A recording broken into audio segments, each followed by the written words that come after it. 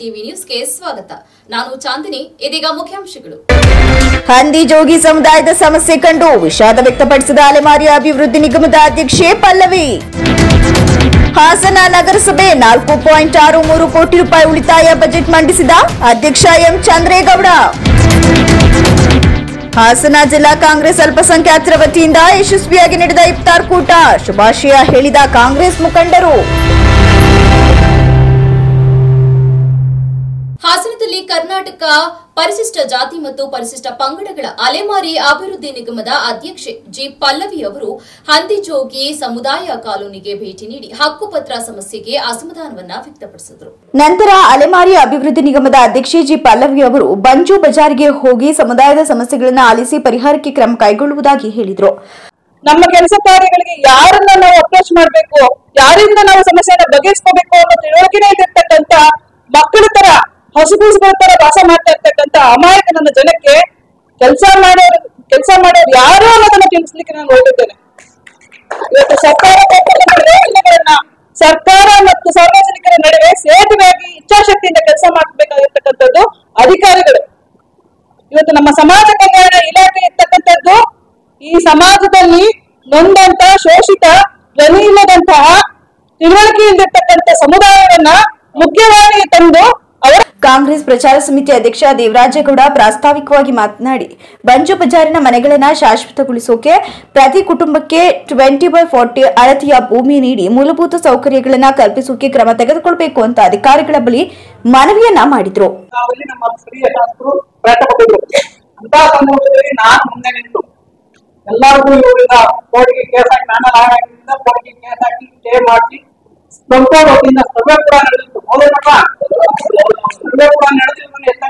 ತೀರ್ಮಾನ ಮಾಡಿದ್ರು.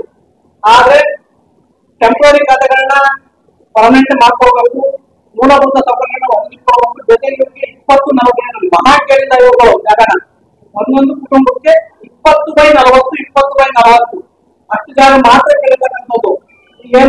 ಈ ಸಂದರ್ಭದಲ್ಲಿ ಸಮಾಜ ಕಲ್ಯಾಣ ಇಲಾಖೆ ಉಪನಿರ್ದೇಶಕ ದೂದ್ಫಿರ್, ನಗರಸಭೆ ಸದಸ್ಯ ಸಿಆರ್ ಶಂಕರ್ ಹಾಗೂ ಕಾಂಗ್ರೆಸ್ ಮುಖಂಡರು ಉಪಸ್ಥಿತರಿದ್ದರು. ಜಿಲ್ಲಾ ಪೊಲೀಸ್ ವರಿಷ್ಠಾಧಿಕಾರಿ ಮೊಹಮ್ಮದ್ ಸುಜಿತಾ ಅವರ ಕರ್ತವ್ಯ ನಿಷ್ಠೆ ಸರಿಯಿಲ್ಲ ಎಂದು ಎಂಎಲ್ಸಿ ಸೂರಜ್ ರೇವಣ್ಣ ಆರೋಪಿಸಿದ್ದಾರೆ. ಸೂರಜ್ ರೇವಣ್ಣರವರು ಗೊರೂರು ಪ್ರವಾಸಿ ಮಂದಿರದಲ್ಲಿ ಬಜೆಟ್ ಸಭೆಯ ನಂತರ ಮಾಧ್ಯಮದೊಂದಿಗೆ ಮಾತನಾಡಿ, ಪೊಲೀಸರು ನೀಡಿದ ನ್ಯಾಯ ವಿಧಾನದ ವಿಫಲತೆಯನ್ನ ಕಠಿಣವಾಗಿ ಟೀಕಿಸಿ ಎಫ್ಐಆರ್ ಅನ್ನ ಸ್ವೀಕರಿಸಿದ ಘಟನೆ ಮತ್ತು ಪೊಲೀಸ್ ಇಲಾಖೆಯ ಕಾರ್ಯವೈಖರಿಯನ್ನ ಸರ್ಕಾರದ ಕೈಗೊಂಬೆಯಾಗಿ ಮಾರ್ಪಟ್ಟಿದೆ ಅಂತ ಆರೋಪಿಸಿದರು. ಅವರು ಜಿಲ್ಲಾ ಪಂಚಾಯತ್ನಲ್ಲಿ ಭ್ರಷ್ಟಾಚಾರ ನಡೆಯುತ್ತಿದ್ದು, ನಾನು ನನ್ನ ವೈಯಕ್ತಿಕ ಅಭಿಪ್ರಾಯ ಹೇಳಬೇಕು ಅಂದರೆ, ನಾವು ನಿರ್ದಿಷ್ಟವಾದ ಪಾರದರ್ಶಕವಾದ ರಾಜಕಾರಣ ಮಾಡಬೇಕು. ಈ ನಮ್ಮ ಜಿಲ್ಲೆ, ನಮ್ಮ ತಾಲೂಕು, ನಮ್ಮ ರಾಜ್ಯ ಅಭಿವೃದ್ಧಿಪಡಿಸೋದೇ ನಮ್ಮ ಗುರಿ ಇರಬೇಕು. ನಮ್ಮನ್ನು ಏನಕ್ಕೆ ಆಯ್ಕೆ ಮಾಡಿ ಕಳಿಸಿ ಅದು ನಮ್ಮ ಮುಖ್ಯ ಇರಬೇಕು. ಇಲ್ಲಿ ಸುಮ್ಮನೆ ಅವರವ್ರ ವೈಯಕ್ತಿಕ ಇಟ್ಕೊಂಡು ಅವ್ರು ಹನಿ ಟ್ರ್ಯಾಪ್ ಮಾಡೋದು, ಆಮೇಲೆ ತಾವು ಸಿ ಎಂ ಆಗೋದಕ್ಕೋಸ್ಕರ ಇನ್ನೊಬ್ರನ್ನ ಯಾರು ರಾಜಕಾರಣಿಗಳನ್ನ ಈ ರೀತಿಯಾಗಿ ಅದು ಅವ್ರಿಗೆ ಕೆಟ್ಟ ಹೆಸರು ಬರೋ ರೀತಿಯಲ್ಲಿ ಈ ರೀತಿ ಹನಿ ಟ್ರ್ಯಾಪ್ ಮಾಡೋದು, ಅವನ್ನ ಇಂಡೈರೆಕ್ಟಾಗಿ ಬ್ಲ್ಯಾಕ್ ಮೇಲ್ ಮಾಡೋದು, ಕಂಟ್ರೋಲ್ ಇಟ್ಕೊಳ್ಳೋದು, ಇದೆಲ್ಲ ಒಳ್ಳೆ ಬೆಳವಣಿಗೆಗಳಲ್ಲ ಈ ಒಂದು ರಾಜಕಾರಣದಲ್ಲಿ. ಯಾಕೆಂದರೆ ರಾಜ್ಯದ ಜನರು ಅದನ್ನು ನೋಡ್ತಾ ಇದ್ದಾರೆ. ಇವತ್ತು ಯಾರು ಏನು ಸುಮ್ಮನೆ ಕೂತಿಲ್ಲ. ಇವತ್ತು ಈ ಕೆಟ್ಟ ವ್ಯವಸ್ಥೆ ನಮ್ಮ ಕರ್ನಾಟಕದಲ್ಲಿ ನಿಜವಾಗ್ಲೂ ಒಂದು ದುಸ್ಥಿತಿ ಅಂತ ಹೇಳಕ್ಕೆ ಬಯಸ್ತೀನಿ. ನಾನು ಇಷ್ಟು ಹೇಳ್ತಾ ನಾನು ಜಾಸ್ತಿ ಅನ್ನೋದ್ರ ಬಗ್ಗೆ ಹೆಚ್ಚಾಗಿ ಬಗ್ಗೆ ಹೆಚ್ಚು ಮಾಹಿತಿ ಇಲ್ಲ. ಈಗ ಅವ್ರವ್ರ ಪಕ್ಷದವರೇ ಅವರೇ ಒಬ್ಬರ ಮೇಲೆ ಒಬ್ರು ಕಿತ್ತಾಡ್ತಾ ಇದ್ದಾರೆ. ಈಗ ರಾಜಣ್ಣ ಅವ್ರನ್ನ ಯಾವ ಸಚಿವರು ಹೋಗಿ ಭೇಟಿ ಮಾಡಿದ್ರು, ಯಾರ್ಯಾರು ಕಾಂಗ್ರೆಸ್ ಹಿರಿಯ ಧುರೀಣ ಕರ್ಕೊಂಡು ಭೇಟಿ ಮಾಡಿದ್ರು, ನೀವೇ ಮಾಧ್ಯಮಗಳು ತೋರಿಸ್ತಾ ಇದ್ದೀರಾ. ಅದಕ್ಕೆ ಅದ್ರ ಬಗ್ಗೆ ಹೆಚ್ಚಿನ ಚರ್ಚೆ ನಾವು ಮಾಡೋಕ್ಕೆ ಇಷ್ಟಪಡಲ್ಲ. ಯಾಕಂದರೆ ಇಲ್ಲಿ ಒಂದು ವಿಷಯ ನಾವು ಅರ್ಥ ಮಾಡ್ಕೋಬೇಕಾಗಿರೋದು, ರಾಜಕಾರಣ ನೇರ ಮಾಡಬೇಕು. ಅದನ್ನ ಬಿಟ್ಬಿಟ್ಟು ಯಾರೋ ಈ ಒಂದು ನನಗೆ ಬಂದಿದ್ದ ಸಂಖ್ಯೆ 48-40 ಏನೋ ಹನಿ ಟ್ರ್ಯಾಪ್ ಮಾಡಿದೀವಿ. ಸಿಇಒ ವಿರುದ್ಧ ಕೂಡ ಆರೋಪ ಸಲ್ಲಿಸಿದ್ರು. ಹಾಸನ ವಿವಿ ಉಳಿಸೋಕೆ ಸರ್ಕಾರಕ್ಕೆ ಮನವಿ ಮಾಡಿರುವುದಾಗಿ ಹೇಳಿದರು. ಹಾಸನ ಜಿಲ್ಲಾ ಕಾಂಗ್ರೆಸ್ ಅಲ್ಪಸಂಖ್ಯಾತ ವಿಭಾಗದ ವತಿಯಿಂದ ಇಫ್ತಾರ್ ಕೂಟ ಯಶಸ್ವಿಯಾಗಿ ನಡೆಯಿತು. ಹಾಸನದ ಚನ್ನಪಟ್ಟಣ ಹೌಸಿಂಗ್ ಬೋರ್ಡ್ನಲ್ಲಿ ಹಾಸನ ಜಿಲ್ಲೆ ಕಾಂಗ್ರೆಸ್ ಅಲ್ಪಸಂಖ್ಯಾತ ವಿಭಾಗದ ಅಧ್ಯಕ್ಷ ಮೊಹಮ್ಮದ್ ದಾವೂದ್ ಹಾಗೂ ಪದಾಧಿಕಾರಿಗಳ ನೇತೃತ್ವದಲ್ಲಿ ಉಪಾಧ್ಯಕ್ಷ ಅಂಜದ್ ಖಾನ್ ರವರ ನಿವಾಸದ ಹತ್ತಿರದ ಮೈದಾನದಲ್ಲಿ ನಡೆಯಿತು. ಇವತ್ತು ನಮ್ಮ ಪವಿತ್ರ ತಿಂಗಳಾದ ರಂಜಾನ್ ತಿಂಗಳ ಒಂದು ಉಪವಾಸ ಇಫ್ತಾರ್ ಕೂಟನ ಹಾಸನ ಜಿಲ್ಲಾ ಕಾಂಗ್ರೆಸ್ ಅಲ್ಪಸಂಖ್ಯಾತರ ಸಮಿತಿಯ ವತಿಯಿಂದ ಎಲ್ಲ ಸದಸ್ಯರ ಒಂದು ಸಹಯೋಗದೊಂದಿಗೆ ಇವತ್ತು ಹಾಸನದಲ್ಲಿ ಏರ್ಪಡಿಸಲಾಗಿತ್ತು. ಈ ಒಂದು ಸೌಹಾರ್ದಯುತ ಇಫ್ತಿಯಾರ್ ಕೂಟಕ್ಕೆ ನಮ್ಮ ಇಲ್ಲಿ ಸ್ಥಳೀಯ ಚರ್ಚಿನ ಫಾದರ್ ಹಾಗೂ ನಮ್ಮ ಧರ್ಮಗುರುಗಳು ಮತ್ತು ಎಲ್ಲ ಕಾಂಗ್ರೆಸ್ ಮತ್ತು ಹಾಸನದ ಬಹುತೇಕ ಹಾಸನ ಜಿಲ್ಲಾ ಕಾಂಗ್ರೆಸ್ ಅಲ್ಪಸಂಖ್ಯಾತರ ವತಿಯಿಂದ ಇಫ್ತಾರ್ ಔತಣಕೂಟವನ್ನು ಏರ್ಪಡಿಸಿದ್ದರು. ಇದರಲ್ಲಿ ಭಾಗವಹಿಸಿದ್ದೇನೆ. ಎಲ್ಲರೂ ಸಹಭೋಜನದಲ್ಲಿ ಭಾಗವಹಿಸಿದ್ದಾರೆ. ಸಹಭೋಜನ ನಾವು ಒಂದಾಗಿದ್ದೇವೆ ಎಂಬುದನ್ನು ಸೂಚಿಸುತ್ತದೆ. ದೇವರು ಎಲ್ಲರನ್ನ ಒಂದಾಗಿ ಸೃಷ್ಟಿಸಿದರು. ಮನುಷ್ಯ ಯಾವುದೇ ಧರ್ಮೀಯನಾಗಿರಲಿ, ಆತ ದೇವರ ದೃಷ್ಟಿಯಲ್ಲಿ.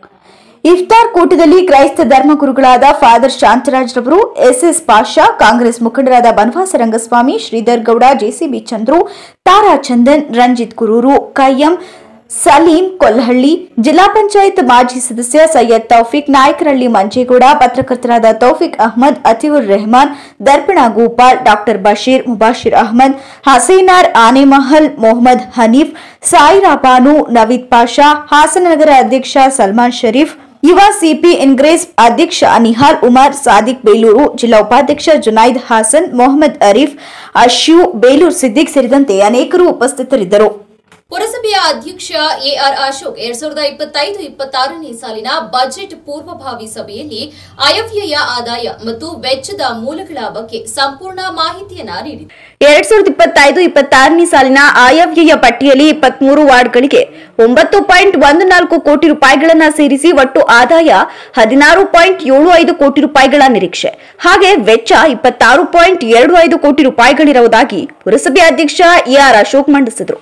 ಸದಸ್ಯೆ ತೀರ್ಥಕುಮಾರಿ ಹಾಗೂ ಜಗದೀಶ್ ಮಾತನಾಡಿ, ಅಧ್ಯಕ್ಷರು ಉತ್ತಮ ಬಜೆಟ್ ಮಂಡಿಸಿದ್ದಾರೆ. ರಥೋತ್ಸವಕ್ಕಾಗಿ ಮೂಲಭೂತ ಸೌಕರ್ಯಗಳನ್ನು ಒದಗಿಸಿ, ವಿದ್ಯುತ್ ಕಂಬಗಳು ಹಾಗೂ ಒಣಮರಗಳನ್ನು ತೆರವುಗೊಳಿಸಿ, ಪಿಪಿಗಳನ್ನು ರದ್ದುಪಡಿಸೋಕೆ ಮತ್ತು ಪ್ಲಾಸ್ಟಿಕ್ ನಿಷೇಧಿಸೋಕೆ ಪುರಸಭೆ ಅಧ್ಯಕ್ಷ ಸೂಚಿಸಿದರು. ಸದಸ್ಯ ಜಮಾಲ್ ಮಾತನಾಡಿ, ಪುರಸಭೆ ಅಧ್ಯಕ್ಷ ಆರ್ ಅಶೋಕ್ 23 ವಾರ್ಡ್ಗಳಿಗೆ ಮೂಲಭೂತ ಸೌಕರ್ಯಗಳನ್ನು ಒದಗಿಸೋಕೆ ಬಜೆಟ್ ತಯಾರಿಸಿದ್ದು, ಕಂದಾಯ ಪಾವತಿ ಪ್ರೋತ್ಸಾಹಿಸೋಕೆ ಡಿಸ್ಕೌಂಟ್ ನೀಡೋಕೆ ನಿರ್ಧರಿಸಲಾಗಿದೆ ಅಂತ ಹೇಳಿದರು.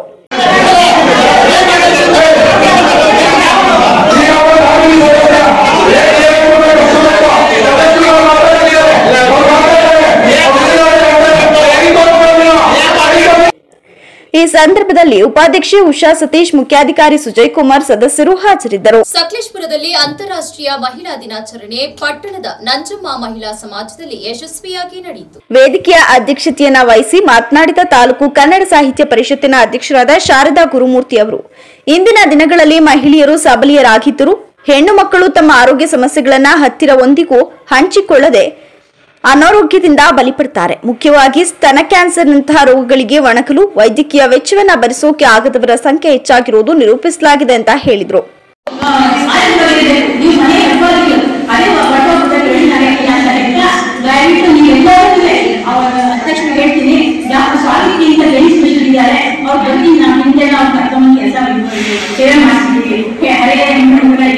ಮುಟ್ಟಾದ ಸಂದರ್ಭದಲ್ಲಿ ಯಾವ ಇರಬೇಕು ಅಂತ ಸಾಮಾನ್ಯವಾಗಿ ವಿದೇಶದಲ್ಲಿ ಒಂದು ನುಡಿ ಪ್ರಚಲಿತ ಇದೆ. ಭಾರತೀಯ ನಾಟಿ ಸಾಯದಿಂದ ಸಾಯುವಂತೆ, ನಾಟಿಯಿಂದ ಸಾಯುತ್ತೆ, ಹೆರಗಿಂದ ಸಾಯುತ್ತೆ.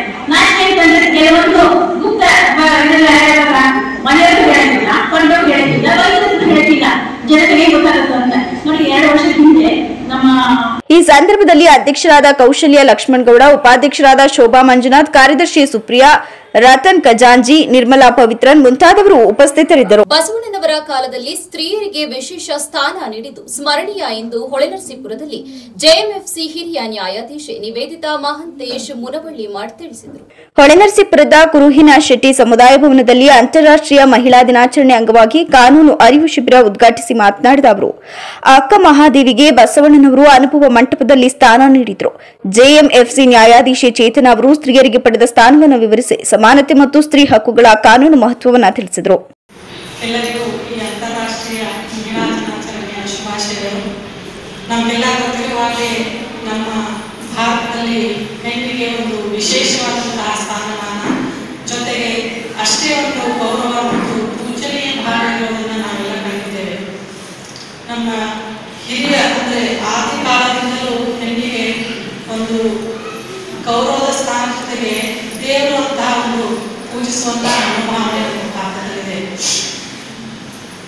ಈಗ ಹಿಂದಿನ ಕಾಲ ಅಂತಂದರೆ 12ನೇ ಶತಮಾನದಲ್ಲಿ ಬಸವಣ್ಣನವರು ಬಾಳಿದಂತಹ ಒಂದು ಕಾಲದಲ್ಲಿ ಸಹ ಅವರು ಹೆಣ್ಣಿಗೆ ವಿಶೇಷ ಸ್ಥಾನಮಾನದ ಜೊತೆಗೆ ಒಂದು ಹೆಣ್ಣು ಗಂಡು ಅನ್ನುವಂತಹ ಒಂದು ಭೇದ ಭಾವವನ್ನು ಸಹ ಸಮಾಜದಲ್ಲಿ ತೊರೆಯುವಂತಹ ಒಂದು ಪ್ರಯತ್ನವನ್ನು ಮಾಡಿದರು. ಆಗಿನ ಕಾಲದಲ್ಲಿ ಅಕ್ಕಮಹಾದೇವಿಯವರಿಗೆ ಅನುಭವ ಮಟ್ಟದಲ್ಲಿ ಭಾಗವಹಿಸಿ ತಮ್ಮ ವಿಚಾರಗಳನ್ನು ಅಭಿವ್ಯಕ್ತಿ ಮಾಡುವಂತಹ ಒಂದು ಸ್ವಾತಂತ್ರ್ಯವನ್ನು ಆ ಕಾಲದಿಂದಲೇ ಕೊಟ್ಟಿದ್ದರು. ಆಗಿನಿಂದಲೂ ಸಹಿತ ಅದೇ ಪರಂಪರೆಯನ್ನು ನಾವು ನೋಡ್ತಾ ಬಂದಿದ್ದೇವೆ. ಅದೇ ರೀತಿ ಈ ಸಂಜೀವನವರು ತಮ್ಮ ಒಂದು ವಚನಗಳಲ್ಲಿ ಸಹ ಹೇಳಿದ ಪುರಸಭೆ ಮಾಜಿ ಅಧ್ಯಕ್ಷ ಎಚ್.ಎಸ್. ಸುದರ್ಶನ್, ವಕೀಲರ ಸಂಘದ ಅಧ್ಯಕ್ಷ ಎಂ.ವಿ. ಶಿವಕುಮಾರ್, ಕುರುಹಿನ ಶೆಟ್ಟಿ, ಮಹಿಳಾ ಸಮಾಜದ ಅಧ್ಯಕ್ಷೆ ಇಂದು ನಾರಾಯಣ್ ಉಪಸ್ಥಿತರಿದ್ದರು. ಹಾಸನದಲ್ಲಿ ಅಖಿಲ ಕರ್ನಾಟಕ ಬ್ರಾಹ್ಮಣ ಮಹಾಸಭಾದ 2025-2030 ಚುನಾವಣೆಗೆ ಏಪ್ರಿಲ್ 13ರಂದು ದಿನಾಂಕ ನಿಗದಿಯಾಗಿದೆ ಎಂದು ಎಚ್.ಎಸ್. ಮಂಜುನಾಥ ಮೂರ್ತಿ ಹೇಳಿದರು. ಪತ್ರಿಕಾಗೋಷ್ಠಿಯಲ್ಲಿ ಮಾತನಾಡಿ, ಜಿಲ್ಲೆಯ ಬ್ರಾಹ್ಮಣ ಸಭಾ ಅಧ್ಯಕ್ಷೀಯ ಚುನಾವಣೆಗೆ ಈಗಾಗಲೇ 2 ಬಣಗಳ ಪ್ರಚಾರ ನಡೆದಿದೆ. ಹಾಸನ ಜಿಲ್ಲಾ ಪ್ರತಿನಿಧಿ ಅಭ್ಯರ್ಥಿಯಾಗಿ ಪಿಎಸ್ ವೆಂಕಟೇಶ್ ಅವರನ್ನ ಸರ್ವಾನುಮತದಿಂದ ಒಪ್ಪಿಕೊಳ್ಳಲಾಗಿದ್ದು, ಅವರು ತಟಸ್ಥ ಅಭ್ಯರ್ಥಿಯಾಗಿದ್ದಾರೆ. ಸಭಾ ಮತ್ತು ಉಪಪಂಗಡಗಳ ಮುಖಂಡರು ಯಾವುದೇ ಬಣದ ಪರ ಪ್ರಚಾರ ಮಾಡುವುದಿಲ್ಲ ಅಂತ ನಿರ್ಣಯಿಸಲಾಗಿದೆ ಅಂತ ಹೇಳಿದ್ರು.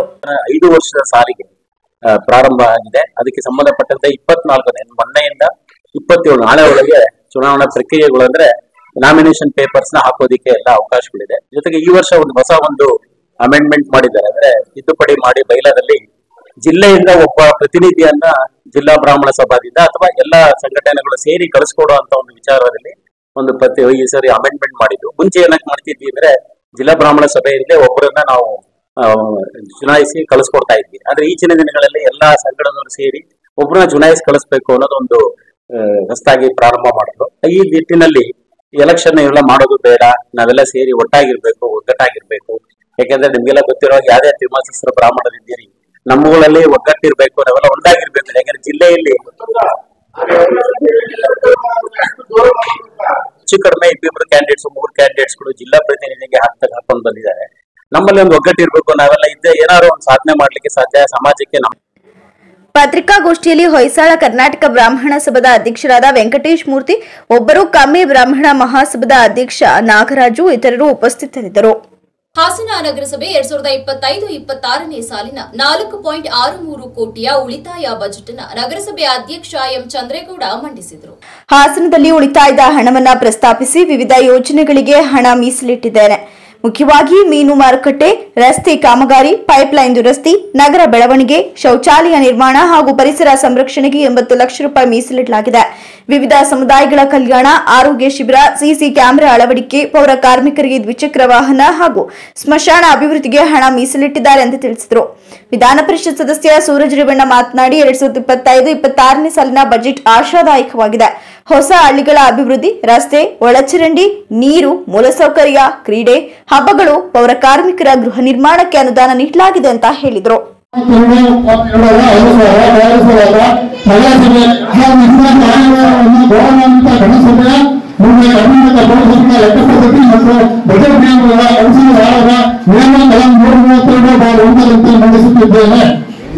ಕರ್ನಾಟಕ ಪೌರಸಭೆಗಳ ಲೆಕ್ಕಪದ್ಧತಿ ಮತ್ತು ಬಜೆಟ್ ನಿಯಮಗಳ 2006 ಆಯೋಗದ ಪೂರ್ವಭಾವಿಯಾಗಿ